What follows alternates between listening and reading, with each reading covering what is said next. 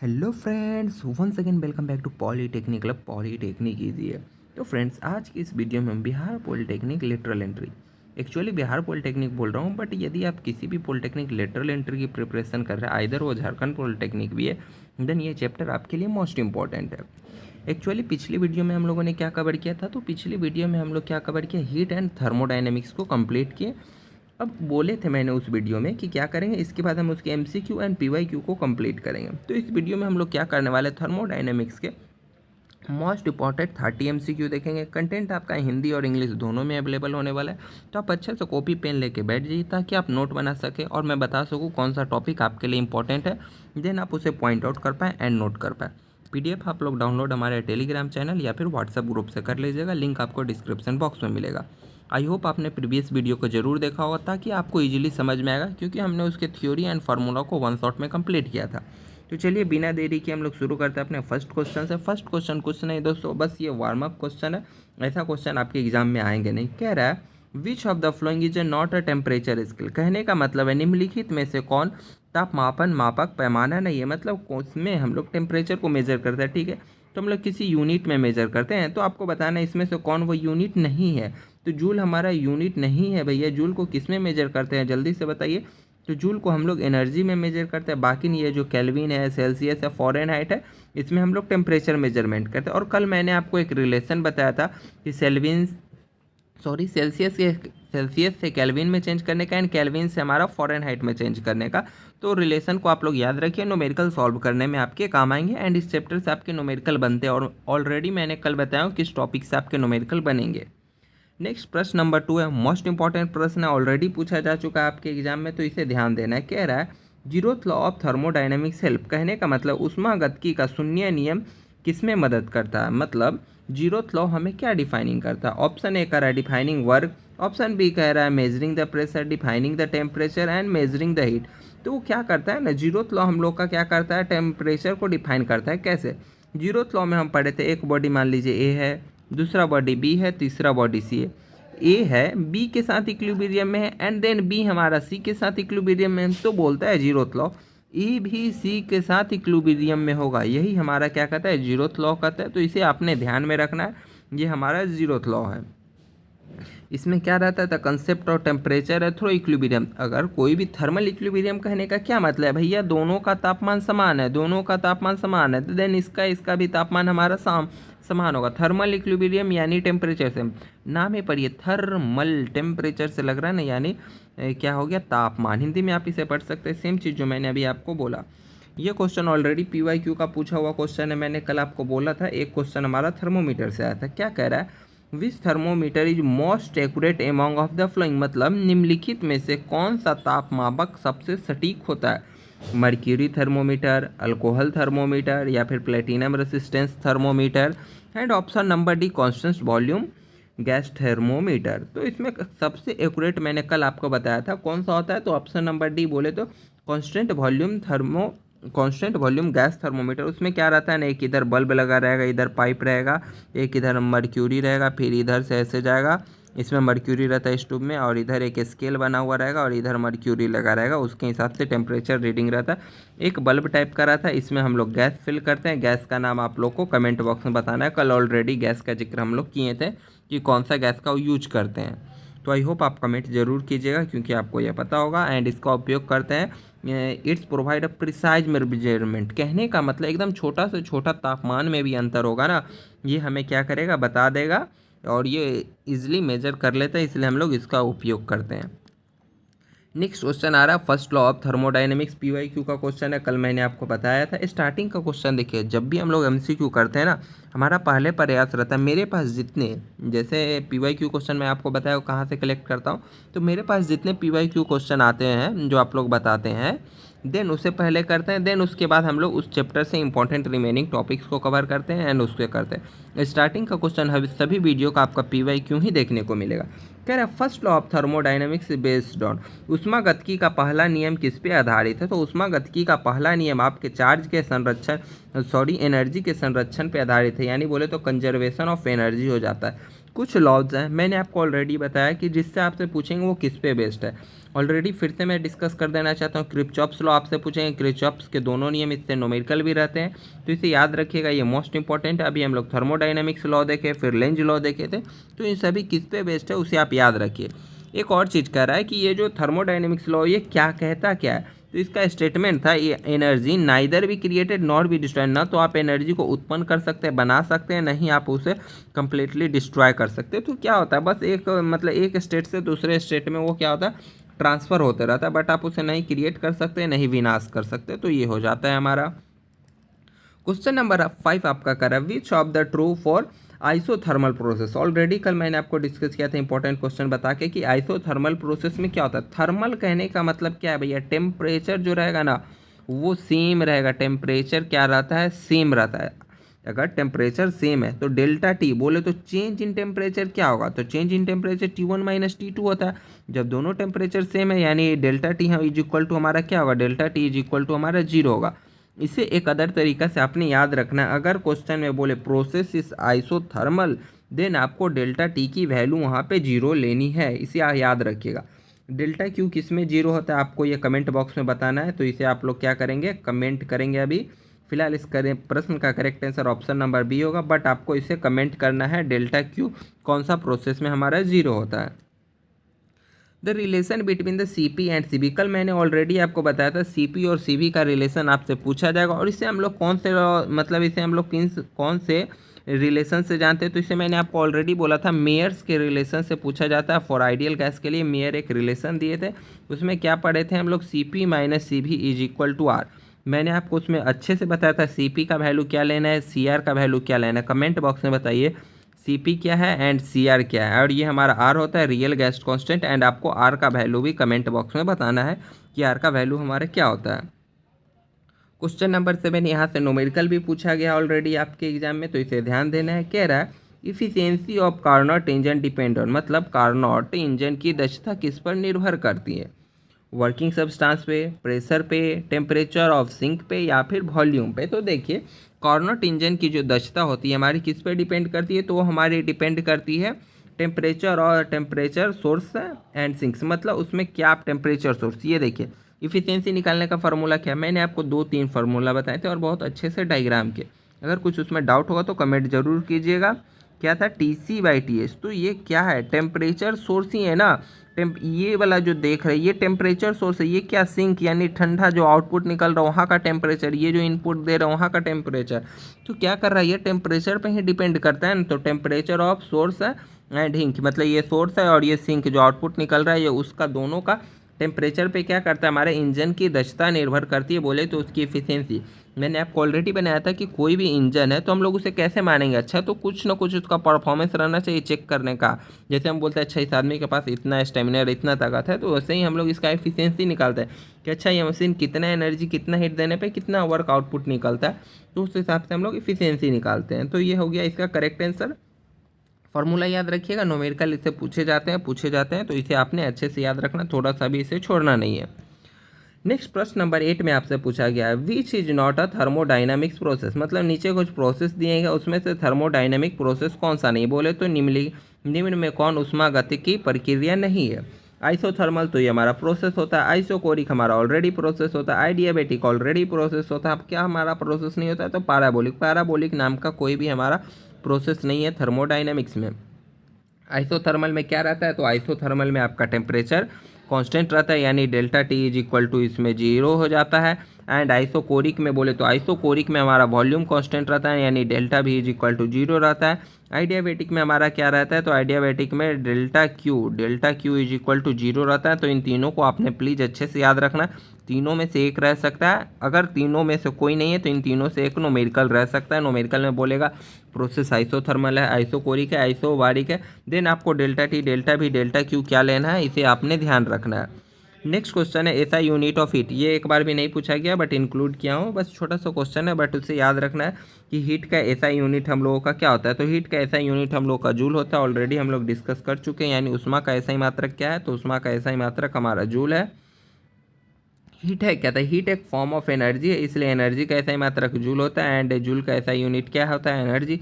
Then heat का भी हम लोग का जूल हो जाता है। थोड़ा सा घुमाया हुआ है बस, इसलिए मैं इसे इंक्लूड किया हूँ, इधर उतना ज़्यादा इंपॉर्टेंट है नहीं हमारा ये। कह रहा what is the shape of phase diagram of water. Phase diagram मैंने ऑलरेडी बताया था। फेज डायग्राम आपको मैंने CO2 के बारे में बताया था एंड H2O के बारे में बताया था कि एग्जाम में पूछा गया था। तो पूछा जाने वाला जल के लिए आपका ये क्वेश्चन था। तो what is the shape of phase diagram of water. Phase diagram of water क्या होता है, तो वो ट्रिपल पॉइंट पे रहता है, जहाँ पे वो क्या रहता है, सॉलिड फेज में रहता है, लिक्विड फेज में रहता है एंड वेपर बोले तो गैस फेज में, तीनों एक पोजीशन पे दिखाता है। डेट्स वाई उसे हम लोग क्या कहते हैं, ट्रिपल पॉइंट ऑफ वाटर के नाम से भी जानते हैं। Water phase diagram include solid liquid gas region. तो ये तीनों अवस्थाएं वहाँ पे दिखाई रहती, इसलिए हम लोग इसे क्या कहते हैं, ट्रिपल पॉइंट ऑफ वाटर कहते हैं। तो इसे आपने याद रखना है। इन प्रोसेस आइडियाबेटिक प्रोसेस में क्या मतलब है, निर्तापी प्रक्रिया में क्या शून्य होता है, तो निर्तापिक प्रक्रिया में हमारा क्या रहता है, डेल्टा क्यू बोले तो चेंज इन उष्मा का कोई आदान प्रदान नहीं होता। कल मैंने आपको एक एग्जांपल दिया था, क्या बोला था, आपके पास ये जैसे मिल्टन वाला बोतल बोलते तो रहता है ना, उसमें कोई गर्म रख दीजिए तो गर्म का गर्म रहेगा, ठंडा रख दीजिएगा तो ठंडा का ठंडा रहेगा, यानी उष्मा का कोई आदान प्रदान नहीं होता इन्वायरमेंट से, यानी delta Q is equal to हमारा 0 हो जाता है। देन इसे आपने याद रखना है। नेक्स्ट क्वेश्चन है unit of thermal conductivity. Thermal conductivity की अगर हम लोग यूनिट की बात करें तो हमारा हो जाता है वाट मीटर पर केल्विन। ये PYQ का क्वेश्चन है, तो इसे आपने याद रखना है। थर्मल कंडक्टिविटी का ऐसा यूनिट क्या होता है, तो वाट पर मीटर केल्विन, तो इसे आपने याद रखना है फ्रेंड्स। थर्मल कंडक्टिविटी क्या है कल ऑलरेडी डिस्कस कर ली, इसलिए मैं उसे ज़्यादा एक्सप्लेन नहीं कर रहा हूँ। नेक्स्ट क्वेश्चन नंबर 13 आता है Newton's law of cooling valid when. ये कल ऑलरेडी बताया था कि न्यूटन्स लॉ से क्वेश्चन बने थे। तो क्या कहता है, न्यूटन का शीतलन नियम कब लागू होता है, तो मैंने कल आपको बताया था कि यदि आपका ये बॉडी है और ये पूरा इसका सराउंडिंग है, तो इसे लागू करने के लिए दोनों का टेम्परेचर अप्रॉक्स सेम रहना चाहिए, यानी बोले तो valid for a small temperature difference, यानी ये नहीं कि ये 5 डिग्री है, यही बगल वाला सराउंडिंग 500 डिग्री, देन यहाँ पे हमारा वो लॉ लागू नहीं होगा। तो हमारा कब लागू होगा, जब स्मॉल टेम्परेचर डिफरेंस होगा, यानी अप्रॉक्स दोनों का टेम्परेचर सेम के करीब, बस थोड़ा ये जो साइन देख रहे हैं ना, मतलब होने ही वाला, उसके आसपास के वैल्यू को दिखाने के लिए हम लोग ऐसे करते हैं। देन चलते हैं हम लोग क्वेश्चन नंबर 14 पे। क्वेश्चन नंबर 14 कह रहा है Wien's law relates. Wien's law हमारा किससे नहीं, मतलब निम्नलिखित में से किससे संबंध रखता है, तो वेवलेंथ एंड पावर का रखता है। तो जी नहीं, मैंने वाइन्स लॉ कल क्या पढ़े थे, लैम्डा मैक्स बोले तो लैम्डा मैक्स बराबर क्या होता है, T is equal to constant B रहता है, D नहीं B रहता है ये हमारा, एंड B हमारा क्या है, कांस्टेंट है। तो वाइन्स लॉ किससे रिलेटेड है, ये हमारा हो गया वेवलेंथ, ये हो गया टेम्परेचर, यानी ऑप्शन नंबर B करेक्ट है। और कल ऑलरेडी मैं आपको बताया था कि वेवलेंथ मैक्सिमम कब होगा। अब बताइए हम लोग आपको नहीं, हम नहीं बताएंगे, आपने कमेंट करना है वेवलेंथ मैक्सिमम कब होगा, ये सबसे पीक पे कब होगा, जब टेम्परेचर इंक्रीज, जब टेम्परेचर जी एकदम कम रहेगा तब रहेगा, या टेम्परेचर सबसे ज़्यादा रहेगा तो कम होगा, आपने ये बताना है। सेकंड आपको बताना है वेवलेंथ कब कब रहेगा, मैक्सिमम कब है ये आपको ये बताना है, एंड वेवलेंथ ये जो हमारा लेमडा है ये मिनिमम कब रहेगा। प्लीज़ आप लोग कमेंट करना, ऐसे प्रश्न आपके लिए एग्जाम के लिए इंपॉर्टेंट है एंड न्यूमेरिकल के लिए इंपॉर्टेंट है, बट इससे एक बार भी न्यूमेरिकल नहीं आया। नेक्स्ट क्वेश्चन है स्टीफन लॉ गिब्स, मतलब स्टीफन का नियम क्या बताता है, तो रेट ऑफ कूलिंग बताता है, या फिर इम्पैसिव पावर बताता है, या फिर ऑप्शन नंबर ई रेडिएटेड एनर्जी अपने टेम्परेचर के चौथे गुना होती है, या फिर स्पेसिफिक हीट। तो हम कल ऑलरेडी पढ़े थे स्टीफन लॉ हमें क्या बताता है, तो रेडिएशन यानी विकिरण वाली जो ऊर्जा है ना, टेम्परेचर के घात के 4 के पावर के समानुपाती होती है। बोले तो ऑप्शन नंबर सी हमारा करेक्ट आंसर है। क्या बताता है, विकृत ऊर्जा जो विकृत हो रही, रिटार्डेशन हो रही एनर्जी क्या तापमान के चौथे घात के समानुपाती, तापमान के चौथे घात के डायरेक्टली प्रोपोर्शनल होती है। अभी तक हम लोगों ने ऑलरेडी अच्छे खासे क्वेश्चन कर लिए, 15 क्वेश्चन कर लिए। सेशन अच्छा लग रहा है तो प्लीज़ लाइक करें, नहीं अच्छा लग रहा है तो प्लीज़ कमेंट करें क्या कमी है, then we will improve it. But अभी क्या करना है, प्लीज़ आप चैनल को सब्सक्राइब जरूर कर लीजिए, क्योंकि आपके एग्जाम के रिगार्डिंग ऐसे कंटेंट रेगुलरली आपको इस चैनल पे मिलते रहेंगे। क्वेश्चन नंबर 16 पे चलते, कह रहा in Carnot engine work is done during, मतलब कार्नोट इंजन में काम कब होता है, मतलब कार्नोट इंजन में कार्य कब होगा, आइसोथर्मल एंड आइडियाबैटिक प्रोसेस में, ओनली आइडियाबैटिक प्रोसेस में, ओनली आइसोथर्मल प्रोसेस में, या फिर isobaric and isochoric. I hope अब आप लोग समझ रहे हो आइडियाबैटिक प्रोसेस क्या है, आइसोथर्मल प्रोसेस क्या है, उसमें क्या कांस्टेंट रहता है। तो देखिए जो हमारा कार्नोट इंजन वर्क करता है वो आइसोथर्मल एंड आइडियाबैटिक प्रोसेस में हमारा वर्क करता है। एक्सप्लेनेशन पढ़िए, Carnot cycle has two isothermal. Carnot cycle में हमारा क्या रहता है, 2 आइसोथर्मल प्रोसेस रहता है। अगेन ये इंपॉर्टेंट याद करने की चीज़ है। एंड सेकेंड 2 आइडियाबैटिक प्रोसेस रहता है, वेयर वर्क मतलब जहाँ पे काम होता है। आइसोथर्मल में कितने आइडियाबैटिक कितने आइसोथर्मल प्रोसेस रहते हैं, तो दोनों दो दो रहते हैं, तो इसे आपने याद रखना है। देन एक चक्र पूरा करने के लिए एक साइकिल, कोई भी चीज़ हम लोग करते हैं तो एक साइकिल पूरा करते देन वो वर्क कंप्लीट होता है। तो उसमें वर्क होने के लिए दो आइसोथर्मल प्रोसेस होना चाहिए, 2 आइडियाबैटिक प्रोसेस होना चाहिए। यह PYQ का क्वेश्चन है, देन इसे आपने याद रखना है। नेक्स्ट कह रहा है थर्मल इक्विलिब्रियम। थर्मल इक्विलिब्रियम कहने का क्या मतलब, ऑलरेडी बहुत अच्छे से डिस्कस किया हूँ, तो इसका क्वेश्चन का कमेंट आंसर आपको बताना है। And one question thermal equilibrium, ये आपके सिलेबस से पूछा जा सकता है। थर्मोडायनेमिक्स इक्विलिब्रियम क्या होता है, आपको यह कमेंट बॉक्स में बताना है। ये मैंने बताया नहीं, आपने इसे ज़रा सा सर्च करना है एंड आंसर ढूंढ के बताना है। हम मानते हैं ये कल मैंने आपको डिस्कस नहीं किया, ओनली थर्मल इक्विलिब्रियम डिस्कस किया हूँ, तो आपने इसे तो कमेंट में बताना ही बताना है। अगेन वन मोर चीज़, आपको थोड़ी मेहनत करते हैं। एंड थर्मोडायनेमिक्स इक्विलिब्रियम क्या है, आपने उसे बताना है कि किसी चीज़ को थर्मोडायनेमिक्स इक्विलिब्रियम होने के लिए क्या क्या चीज़ पॉसिबल करना होता है। ये आपने कमेंट करना है, खुद से रिसर्च करना है, खुद से ढूंढना है।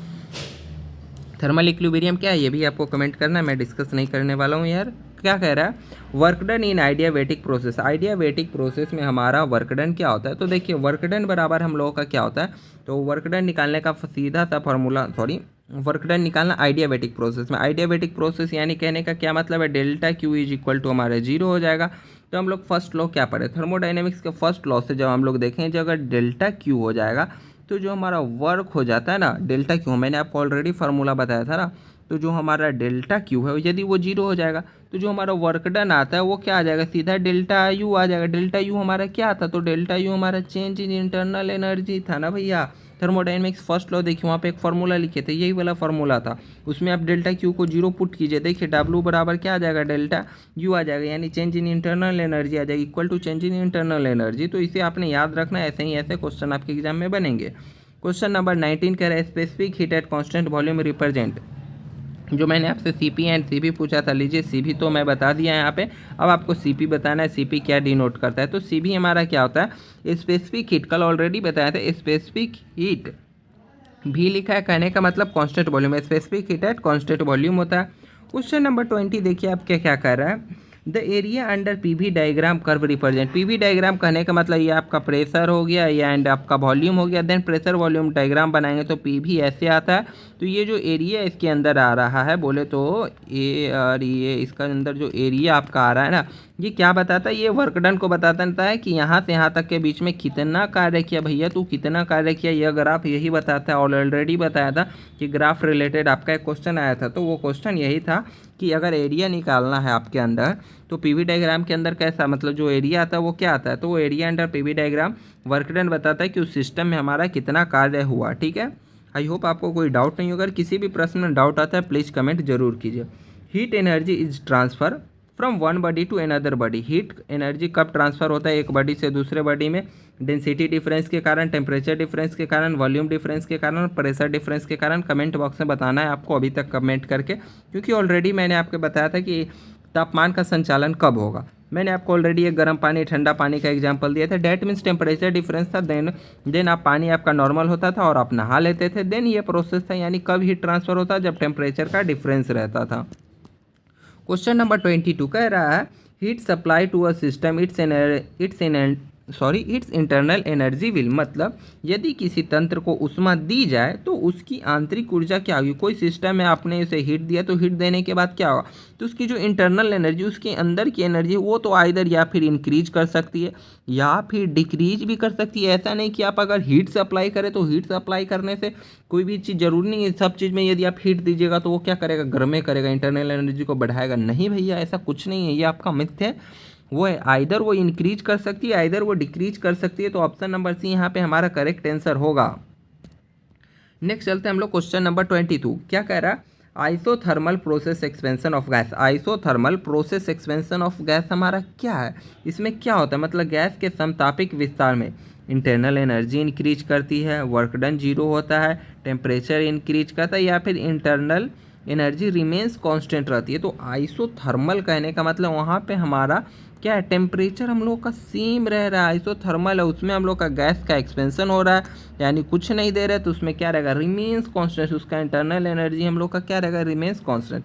इन isothermal process temperature and internal energy remains unchanged. जब हम लोग उसका आइसोथर्मल प्रोसेस है यानी डेल्टा टी हम इक्वल टू हम लोग का 0 हो गया, देन उसका क्या रहेगा, इसका इंटरनल एनर्जी रिमेन्स हम लोग का कांस्टेंट रहता है। Question number 24, value of universal gas constant R बराबर। डायरेक्टली आपके एग्जाम में यह नहीं पूछा जाएगा, आपके एग्जाम में जब न्यूमेरिकल सॉल्व करेंगे देन आर का वैल्यू आपको पुट करना रहता है एंड आंसर को फाइंड आउट करना रहता है। तो इसका करेक्ट आंसर हमारा 8.31 जूल मोल केल्विन होता है, जूल पर मोल केल्विन रहता है। देन इसे आपने याद रखना है, मोस्ट इंपॉर्टेंट है, इसके एसआई यूनिट को भी याद रखना है, एसआई यूनिट भी आपके एग्जाम में काम आएंगे न्यूमेरिकल को सॉल्व करते समय। हर क्या है, तो यूनिवर्सल गैस कांस्टेंट है, कब यूज करते हैं, तो जब आइडियल गैस का सिचुएशन आता है देन हम लोग इसे यूज करते हैं, तो इसे आपने अच्छे से याद करना है। Which is an irreversible process. कल मैंने आपसे एग्जाम्पल पूछा था, आपने किसी ने भी कमेंट नहीं किया इरिवर्सेबल प्रोसेस का एग्जाम्पल, रिवर्सेबल प्रोसेस का एग्जाम्पल। इरिवर्सेबल प्रोसेस वैसा प्रोसेस है जिसे आप क्या करते हैं ना, रिवर्स फिर से नहीं कर सकते। जैसे मान लीजिए हम आपको फ्यूल दिए, ईंधन दिए, पेट्रोल दिए, ठीक है, तो पेट्रोल क्या जलता है, पेट्रोल देखते हैं ना इंजन में क्या रहता है, बर्न करता है, देन इंजन क्या कहता है, हीट को रिलीज करता है। तो आप बताइए हीट रिलीज हुआ, वर्क हुआ, तो क्या फिर से आप तेल निकाल पाइएगा, ही आ पाएगा, नहीं आ पाएगा ना भैया, तेल जल गया तो जल गया, नहीं आ पाएगा ना। तो क्या हो गया, इरिवर्सेबल प्रोसेस जिसे हम लोग पुनः प्राप्त नहीं कर सकते। तो यहाँ पे क्या कह रहा है, which is an irreversible process, तो आइसोथर्मल कंप्रेशन, आइडियाबैटिक एक्सपेंशन या फिर फ्री एक्सपेंशन ऑफ गैस या फिर क्वासेटिक प्रोसेस। तो देखिए फ्री एक्सपेंशन ऑफ जो गैस है ना, ये हमारा क्या होता है, इरिवर्सेबल प्रोसेस। एक बार अगर ये गैस एक्सपेंड हो गया तो वो ऑटोमेटिक रिवर्स खुद से नहीं हो पाएगा, जब तक आइदर आप उसमें कोई एनर्जी प्रेशर अपना खुद से वर्क नहीं करे तो तब तक वो रिवर्स नहीं हो पाएगा। अब मान लीजिए आपके पास सेंट है, परफ्यूम है, उसे मार के स्प्रे कर दीजिए, तो वो क्या फिर से उसमें घुस पाएगा, एक्सपेंड हो गया आपका इसमें से फॉग निकल के, तो क्या फिर से ढुक पाएगा, नहीं पॉसिबल है ना भैया। तो ये क्या हो गया, हमारा इरिवर्सेबल प्रोसेस यहाँ पे हो जाता है। आई होप आपको इजीली समझ होगा। ये क्या है ना, थर्मोडाइनमिक्स जो हम लोग आसपास वर्क करते हैं ना, ध्यान से रिलेट कीजिए, वही सब वर्क है जो पूरा हीट रिलेटेड जितना चीज़ है ना, उसी को हम लोग इसमें कवर करता है। आई होप आपको सेशन मज़ा आ रहा होगा। कुछ भी डाउट आ रहा होगा ना फ्रेंड्स, प्लीज़ कमेंट कीजिएगा, देन हम लोग उसे रिजॉल्व करेंगे मिलके। क्या कह रहा है नेक्स्ट क्वेश्चन आपका, work done in isochoric process. Isochoric process में वर्क डन क्या होगा हमारा, तो वर्क डन 0 होगा। अब रटना नहीं है, थोड़ा समझना, आइसोकोरिक प्रोसेस में हमारा वर्क डन 0 कैसे होता है। वर्क डन निकालने का सिंपल फार्मूला होता है, W is equal to change in volume होता है ना, तो ये हम क्या करेंगे, V1 टू हम लोग V2 जाएंगे, ठीक है भैया। एंड वर्क डन निकालने का फार्मूला होता है PdV, P मतलब प्रेशर, dV मतलब change in volume. Isochoric process में क्या कांस्टेंट रहता है, बोले तो चेंज इन वॉल्यूम इसमें हमारा 0 रहता है, 0 ऑलरेडी मैंने ऊपर एक जगह बताया था MCQ में, इसीलिए ठीक ना। देन हमारा यहाँ से वर्क बराबर क्या होगा, V1 से हम लोग V2 जा रहे हैं, एंड हमारा चेंज इन वॉल्यूम क्या है भैया, P इंटू DV हम लोग का 0 दे दिया। अगर ये पूरा 0 आ गया तो वर्क डन बिल भी 0। यहाँ से आप न्यूमेरिकल भी पूछ सकते हैं, यहाँ पे यदि थ्योरेटिकल पूछा तो इस तरीके से पूछेगा। देन हमारा correct answer option number B होगा। आई होप आपको अच्छा लगा होगा। अच्छा लगा तो प्लीज़ लाइक कीजिए, नहीं आप लोग लाइक करते हैं, नहीं कमेंट करते, प्लीज़ कर दिया कीजिए, हमें भी ये थोड़ा अच्छा लगेगा। PYQ का क्वेश्चन है, क्वेश्चन नंबर इफिशियंसी से है, एंड यहाँ से आपको न्यूमेरिकल प्रिपेयर करके रखना है फ्रेंड्स। कह रहा है efficiency of Carnot engine increase if, Carnot engine की दक्षता कब बढ़ेगी, या तो सिंक टेम्परेचर इंक्रीज करेंगे, सिंक क्या है, सोर्स क्या, ऑलरेडी थोड़ा देर पहले मैंने आपको बताया, सोर्स टेम्परेचर डिक्रीज करेंगे, सिंक टेम्परेचर को डिक्रीज करेंगे, या फिर बोथ आर इक्वल। तो देखिए हीट इंजन की जो हमारा इफिशियंसी निकालने की फार्मूला 1 माइनस TC। TC बोले तो क्या कहने का मतलब है, TC बोले तो कोल्ड यानी सिंक का temperature, then divided by TH हो जाएगा, जो हम लोग हीट सोर्स दे रहे हैं उसका टेम्परेचर, ठीक है। ये सोर्स हो गया, ऊपर वाला सिंक हो गया। अब आप बताइए इसके इंजन की दक्षता इफिशियंसी बढ़ानी है, ठीक है, तो आप किसके टेम्परेचर को इंक्रीज करिएगा। तो देखिए ये कॉमन सेंस की बात है कि क्या करेंगे हम लोग, ऊपर का टेम्परेचर इंक्रीज करें। क्यों करेंगे, अगर ऊपर का टेम्परेचर हम लोग क्या करेंगे ना, सिंक टेम्परेचर यदि इंक्रीज करेंगे या डिक्रीज करेंगे, ठीक है। एक केस हम ये लेते हैं फैन, देन नीचे का केस लेंगे। यदि ऊपर का टेम्परेचर आप इंक्रीज कीजिएगा तो क्या होगा, हमारा इफिशियंसी क्या होने लगेगा भैया, ऊपर का जैसे ही टेम्परेचर बढ़ाइएगा तो इफिशियंसी हमारा कम होने लगेगा, और जैसे ही नीचे ये इसी का टेम्परेचर यदि कम करेंगे तो इफिशियंसी इंक्रीज होगा। कैसे होगा, आप एक एग्जांपल लीजिए, यदि टीसी मान लीजिए आप 10 लेते हैं, 1 - 10, ठीक है, नीचे का टेम्परेचर कम लीजिए, ठीक है, कम लिए, ठीक है, तो ये 5 से 10 कितना बार में, 2 बार में कट गया, यानी -1 आ गया। क्या हो गया, इफिशियंसी कम हुआ ना, ऊपर वाला ज़्यादा लिए तो इफिशियंसी कम हुआ, यानी बोले तो ऊपर का वैल्यू आपने क्या लिया, ज़्यादा लिया, ठीक है। अब हम लोग क्या करते हैं, ऊपर का वैल्यू बोले तो सिंक का वैल्यू हम लोग कम लेते हैं, ठीक है, मान लीजिए सिंक का वैल्यू कम लेते हैं, 1 माइनस ऊपर का वैल्यू कितना लेते हैं हम लोग, ऊपर का वैल्यू मान लीजिए कितना लेते हैं, ऊपर का वैल्यू 10 ही लेते हैं। अब नीचे का वैल्यू को बढ़ा देते हैं, नीचे का वैल्यू को हम लोग कितना कर देते हैं, नीचे का वैल्यू को 100 कर देते हैं, तो ये कितना आएगा 1, इसको आगे जो हम लोग सॉल्व करेंगे तो ये कितना आएगा 1 - 0.1। देखिए तो आपका जो आप इक्वल इसको कैलकुलेट कीजिए, जो आएगा वो क्या हमारा ज़्यादा इफिशियंसी आ रहा है ना इस वाले से। थोड़ा सा प्रैक्टिकल सोचिए, आप दोनों वैल्यू को पुट कीजिए एंड देन देखिए आपका कौन ज़्यादा आ रहा है कौन कम आ रहा है। यदि आप ऊपर वाला टेम्परेचर बढ़ाइएगा ना भैया तो आपका क्या करेगा, टेम्परेचर मतलब उसका एफिशिएंसी डिक्रीज होगा, क्योंकि बाद में उसको 1 में से घटाना भी है। तो हम लोग को ध्यान देना है, ये वाला जो वैल्यू है ना हमेशा 1 से कम होना चाहिए, और ये 1 से कम कब होगा, जब ये वाला कम रहेगा एंड बट्टा वाला चीज़ ज़्यादा रहेगा, यानी TC sink temperature always decrease रहना चाहिए। आई होप आपको क्लियर हुआ होगा, नहीं हुआ होगा प्लीज़ कमेंट कीजिएगा, डिस्कस हम लोग फिर से करेंगे। नेक्स्ट क्वेश्चन आपका करा है the change in internal energy in cyclic process. किसी भी साइक्लिक प्रोसेस में इंटरनल एनर्जी क्या रहती है, जीरो रहती है। क्यों रहती है, क्योंकि देखिए साइक्लिक प्रोसेस का क्या मतलब, आप यहाँ से स्टार्ट किया एंड फिर घूर के यहीं पे आ गए, देन ऐसे स्थिति में आपके इंटरनल एनर्जी सेम रहती है, क्योंकि दोनों स्टेट सेम है। देखिए आपका इनिशियल एंड फाइनल स्टेट भी सेम हो रहा है, क्योंकि आप यहाँ से शुरू करके यहाँ आ रहे हैं, यानी आपका इनिशियल स्टेट भी यही है, फाइनल स्टेट भी यही है। डेट मीन डेल्टा यू बोले तो इंटरनल एनर्जी चेंज इन क्या हो जाता है हमारा, जीरो हो जाता है। देन इसे आपने याद रखना है, साइक्लिक प्रक्रिया में प्रारंभिक एवं अंतिम स्थिति समान होती है, डेट मीन्स उसका आंतरिक ऊर्जा में परिवर्तन बराबर 0 हो जाएगा। नेक्स्ट क्वेश्चन नंबर 29 क्या कहता है, तो in black body retardation maximum energy is emitted at, मतलब ब्लैक बॉडी से क्या कहना, सबसे कृष्ण पिंड से विकृत अधिकतम ऊर्जा उत्सर्जित होगी। मतलब वो अधिकतम ऊर्जा कब उत्सर्जित होगी, जब उसका वेवलेंथ हाई होगा, वेवलेंथ लो होगा, वेवलेंथ पीक होगा, यानी कांस्टेंट प्रेशर। तो मैंने कल आपको बताया था कि अगर मान लीजिए वेवलेंथ हाई रहेगा तो रिटार्डेशन कितना होगा, वेवलेंथ कम रहेगा तो रिटार्डेशन कितना होगा। तो मैंने कल बताया था जैसे ही आपका वेवलेंथ पीक पे होगा देन हम लोगों का मैक्सिमम करेगा वो रिटार्डेशन। तो ये कैसे बताया था, ये तो वाइन्स लॉ से बताया था। वाइन्स लॉ कॉल ऑलरेडी हम लोगों ने डिस्कस किया, तो प्लीज़ प्रीवियस वीडियो को आप लोगों ने ज़रूर देखा होगा, उम्मीद करता हूँ। क्या कह रहा है, which law relates to heats, which law relate heat loss and time. कहने का मतलब है कौन सा नियम उष्मा हानि और समय को जोड़ता है, मतलब कैसे कैसे वो ठंडा होगा, मतलब कितना टाइम के बाद इसका कितना टेम्परेचर होगा। अभी चाय मेरा इतना गर्म था, 2 मिनट बाद इतना ठंडा हुआ, 3 मिनट बाद इतना ठंडा हुआ। तो ये कौन सा लॉ बताता है, तो ये न्यूटन्स का कूलिंग लॉ बताता है। एंड न्यूटन्स का कूलिंग लॉ अप्लाई कम करते हैं जब हम लोग का टेम्परेचर, दो बॉडी है दोनों का टेम्परेचर अप्रॉक्स हमारा सेम रहता है, उसके इफेक्ट यूज करते हैं। मैक्सिमम टेम्परेचर डिफरेंस है देन हम लोग उसका उपयोग नहीं कर पाएंगे। यदि एक का 50 है एक का 500 है तो वहाँ पे ये अप्लीकेबल नहीं होगी, थोड़ा सा डिफरेंस के लिए अप्लीकेबल होगा। देन इसे याद रखना है। अब फ्रेंड्स आपको एक चीज़ करना है, कमेंट फॉर न्यूमेरिकल एमसीक्यू। यदि आप चाहते हैं इस वीडियो से न्यूमेरिकल करना तो ठीक है, हम लोग न्यूमेरिकल करेंगे, कुछ ऐसा इशू नहीं है। पीवाईक्यू न्यूमेरिकल जो मैंने एफिशिएंसी रिलेटेड बताया उससे करेंगे।